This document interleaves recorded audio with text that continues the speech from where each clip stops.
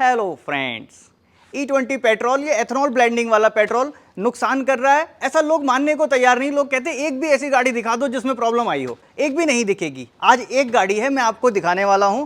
और ख़राब होने में आज तक आप लोगों को सिर्फ इतना ही पता था कि गाड़ी में कमी क्या आएगी, गाड़ी में माइलेज ड्रॉप होगा, गाड़ी में इंजेक्टर्स खराब होंगे, फ्यूल पंप खराब होगा, तमाम चीज़ें खराब होंगी। लेकिन आज मैं इसके जो कॉज दिखाने वाला हूँ, इसकी वजह से गाड़ी में सीधा आग लगेगी। बिल्कुल सही सुना आपने, गाड़ी में आग भी लग सकती है। और कई लोगों के साथ ये केस भी होता है। पेट्रोल की स्मेल कई लोगों की गाड़ी में आ रही है और मेरे पास ऐसे कई सारे कंप्लेंट भी आ रहे हैं, सब पेट्रोल की स्मेल आती है। स्मेल आती है तो हम उसका जो प्रोसीजर है वो कर देते हैं। लेकिन आज मैं आपको ये एक्सप्लेन करने जा रहा हूँ आखिर ये रीज़न क्या है, क्यों ऐसा हो रहा है, और आप अपनी गाड़ी में ऐसा ना हो इसके लिए क्या कर पाएंगे, वो सारी चीज़ें आज की वीडियो में डिटेल में दिखा दूंगा। चलो स्टार्ट करते हैं वीडियो। अभी जो गाड़ी में जिसमें काम कर रहा हूँ, गाड़ी है 2014 का model Maruti wagon are.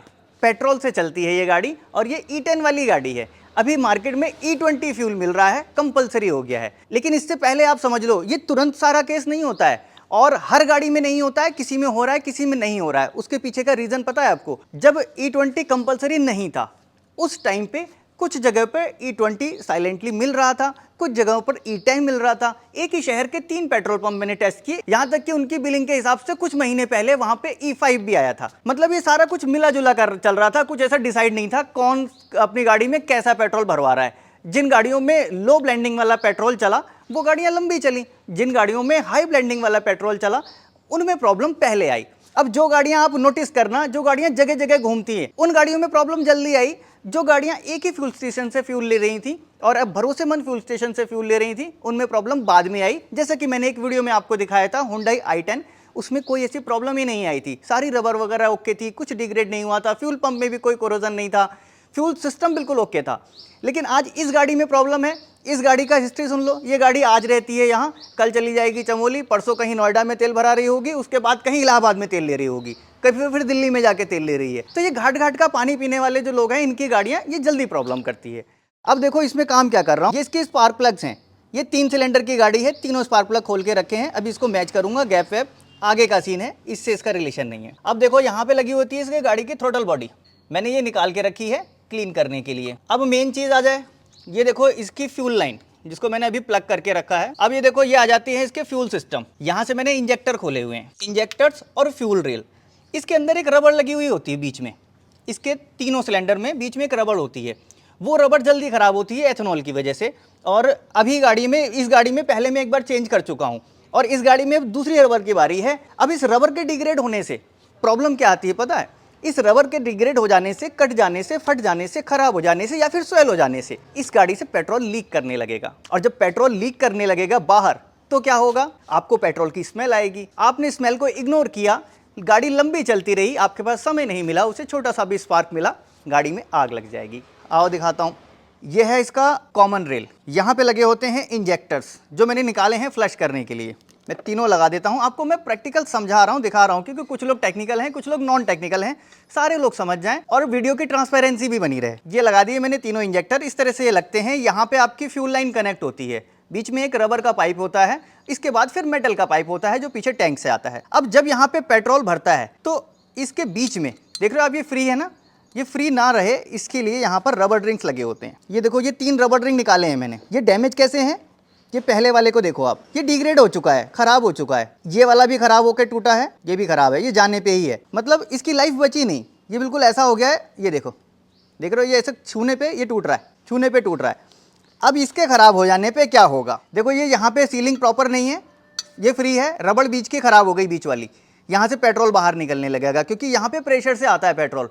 Fuel motor इसको डायरेक्ट पुश करती रहेगी, धक्का देती रहेगी और तेजी से निकलेगा। जितनी तेजी से यहाँ से पेट्रोल निकलेगा वैसे ही आपको स्मेल आएगी, नहीं समझ पाए गाड़ी में आग लग जाएगी। अब देखो होता क्या है, ये रबर अगर आप लेने जाते हो ना सर्विस सेंटर पे, किसी गाड़ी की मैं बात कर रहा हूँ, मैं तो मारुति की बात कर लेता हूँ। इंडिया में एक ही ऐसा ब्रांड है जिसका पार्ट सबसे ईजिली मिल जाते हैं, उनके पास भी ये रबर अवेलेबल नहीं है। नहीं है मतलब है ही नहीं, क्योंकि ये चीज़ें खराब नहीं होती इतनी जल्दी। मैंने पुरानी गाड़ियां जिनमें काम किए, 20 साल से करीब इस इंडस्ट्री में हूं, मैं देख रहा हूं, इससे पहले मैंने ये प्रॉब्लम नहीं देखी थी, क्योंकि ये प्रॉब्लम आती ही नहीं थी। ये रबर रिंग खराब ही नहीं होते थे, गाड़ियां स्क्रैप में कट जाती थी, प्रॉब्लम नहीं आती थी। लेकिन अब ये प्रॉब्लम रिपीट हो रही है।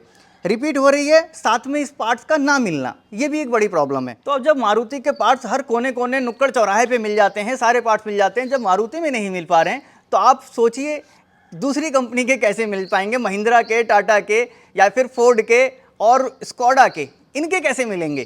क्या करोगे आप लोग, कैसे ले पाओगे? देखो ये सारी चीज़ें अगर हो रही हैं तो कंपनी को ये चीज़ें पहले नोटिस करनी चाहिए। ARAI ने इसके ऊपर ऑलरेडी पूरी रिसर्च कर ली है। ARAI का कहना है कि भैया कोई ऐसी प्रॉब्लम नहीं आती है और हमारी टेस्टिंग कंप्लीट हो चुकी है। लेकिन टेस्टिंग की जब आपसे रिपोर्ट मांगी गई RTI के थ्रू तो आप वो बताने को तैयार ही नहीं हो, बोले जी रिपोर्ट हम डिस्क्लोज नहीं कर सकते। थोड़ा बताते तो कि क्या हुआ आपकी टेस्टिंग में, किन गाड़ियों में प्रॉब्लम आई थी, किन में नहीं आई थी, अगर आई थी तो क्या क्या चीज़ों की प्रॉब्लम आई थी, और अगर प्रॉब्लम नहीं आई थी तो फिर रेट्रोफिटमेंट E85 किट की बात क्यों चल रही है कि अभी इंडिया में उस पर काम चल रहा है, उस पर भी ARAI टेस्टिंग कर रहा है उसको सस्ता बनाने के लिए। अब इसके बाद एक चीज़ और आप ध्यान कर लेना, ऐसा नहीं कि हर किसी की गाड़ी में ऐसा होगा, कुछ गाड़ियों में ऐसा होगा, कुछ गाड़ियों में ऐसा नहीं होगा। नहीं तो कुछ लोग कमेंट करने लग जाएंगे मैं तो 20 साल से चला रहा हूँ, मैं तो 10 साल से चला रहा हूँ, मेरा नहीं हुआ। हो गई, किसी की किस्मत है, किसी का पहले हो गया, किसी का बाद में हो गया, किसी को फ्यूल सही मिला, किसी को नहीं मिला। अब देखो मैंने क्या किया, इसके रबर रिंग अरेंज कर लिए, मुझे थोड़ा सा टाइम तो लगा लेकिन हर कोई इतनी जल्दी अरेंज नहीं कर पाएगा। ये 3 रबर रिंग है तीनों इंजेक्टर्स के। ये रबर रिंग अब इस तरह से लगेंगे, ये नए छोटा सा रबर रिंग है, कोई बहुत बड़ा खेल नहीं है। और अगर अब नए वाले रबर रिंग लग जाएं जो E20 कंप्लाइंट वाले हैं तो वो E10 वाली गाड़ी में ज़्यादा लंबे समय तक परफॉर्म करेंगे। और E85 वाली गाड़ी में जो लगा रहे हैं अगर वो मिल जाए तो वो और अच्छी बात है। अभी तो वो खैर से गाड़ी ही मार्केट में नहीं है, उसके पार्ट्स कब आएंगे वो आगे की बात है। तो ये देखो ये इंजेक्टर का मामला है, ये सीधा है, यहाँ से अगर पेट्रोल लीक हो रहा है तो मतलब सीधे खतरे की बात है। आपको क्या लगता है, अपना ओपिनियन भी कमेंट बॉक्स में देना। मुझे जो चीज़ फील हुई, मैंने जो चीज़ सामने देखी वो चीज़ आपके साथ मैंने शेयर की है। और ये मुश्किल से रबड़ मैं 30 रुपए की लेके आया हूँ स्पेयर पार्ट्स वालों से, लेकिन ये 30 रुपए की रबड़ ढूंढने में करीब 3000 रुपए वैसे खर्च हो गए होंगे। इसकी कॉस्ट सिर्फ 30 रुपए ही थी। अगर ये चीज़ इजीली मार्केट में अवेलेबल हो, अवेयरनेस हो इतनी मैकेनिक्स के पास, इवन सर्विस सेंटर वालों के पास, प्रॉब्लम से बचने के लिए जब भी सर्विस सेंटर पे जाओ अपने इंजेक्टर्स इंस्पेक्ट करवाओ, इनकी रबर रिंग चेक करवाओ, पाइपलाइन चेक करवाओ, हो सके तो रेगुलर बेसिस पे फ्यूल सिस्टम में कोई एडिटिव यूज़ कर लो। एडिटिव कई सारे मार्केट में आते हैं और फ्यूल एडिटिव के ऑलरेडी मैंने वीडियो बना रखी है, सस्ते से लेकर महंगा तक। एक चीज़ और नोटिस कर लेना, गाड़ी में कभी भी आपको फ्यूल की स्मेल आ रही है, पेट्रोल की स्मेल आ रही है तो उसको इग्नोर मत करना, आप इंस्पेक्ट करा लेना। आपका इस सिस्टम में प्रॉब्लम होगी, नहीं तो एक और पॉइंट है वो भी आपको दिखा देता हूँ, वहाँ से पेट्रोल की स्मेल आती है। हर बार इस तरह की रबर रिंग ही लीक नहीं होती है। ई-वेप सिस्टम होता है गाड़ी में यहाँ लगा हुआ, ये देखो ये ई-वेप कनेक्टर है, इसके खराब हो जाने पे, इसका पाइप कट जाने पे, ये लूज हो जाने पे तब भी आपको पेट्रोल की स्मेल आएगी। साथ में एक पर्ज वॉल होता है यहाँ पे इसको ऑपरेट करने के लिए, ये पर्ज वॉल खराब हो जाएगा तब भी आपको पेट्रोल की स्मेल आएगी। तो इनकेस अगर आपकी गाड़ी पुरानी है, E10 वाली है और गाड़ी का कोई काम कराने जा रहे हैं तो लगे हाथ इन रबर रिंग्स को भी इंस्पेक्ट करा लीजिए, मौका मिल जाए तो चेंज करा लीजिए, पहले से ऑर्डर करके रख लीजिए, क्योंकि ये चीज़ अगर रास्ते में हो गई तो आपको बहुत ज़्यादा परेशान करेगी। आपको परेशानी से बचाने के लिए, अवेयर करने के लिए आज मैंने ये वीडियो बनाई थी। अच्छी लगी होगी वीडियो तो लाइक कर देना और अपने उस दोस्त के साथ शेयर कर देना जिसके पास पुरानी E10 वाली कार है। मिलूंगा नेक्स्ट वीडियो में ऐसे ही किसी इंटरेस्टिंग टॉपिक के साथ। Thanks for watching.